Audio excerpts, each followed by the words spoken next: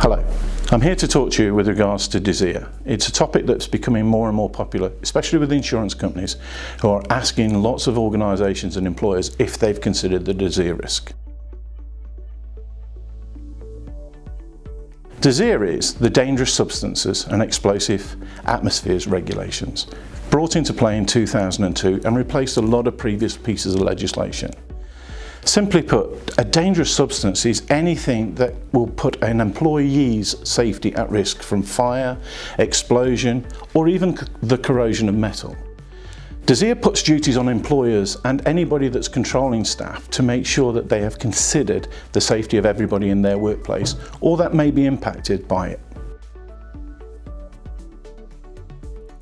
Often people would say that it can be anything in a workplace. It can be dusts, it can be liquid petroleum gas, people often use that in workplaces nowadays, paints, varnishes, solvents, wood dust coming from wood cutting and so on and so forth.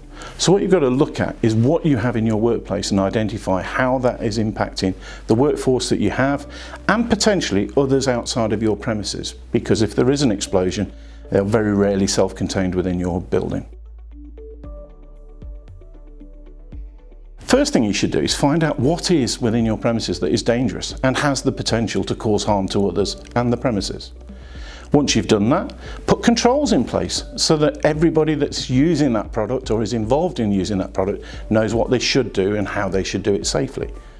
Once those controls are in place to reduce the effects, make sure that you have plans in place to deliver should something go horribly wrong. The truth of the matter is, if you plan for an event, it very rarely happens. So if you plan for the worst, you're actually protecting yourself and your employees. Talk to your staff. Make sure your employees are fully informed about what it is they're using and why they should follow certain procedures. And the final one is identify the workplace and classify the areas to make sure that if there are zones that people shouldn't go into with flammable material and so on and so forth, that they don't, and it's clearly indicated. An important step in all of this is a fire risk assessment, because a fire risk assessment will identify in the first instance whether or not you need to do a DSEAR assessment, but you need to consider all things in all shapes and forms.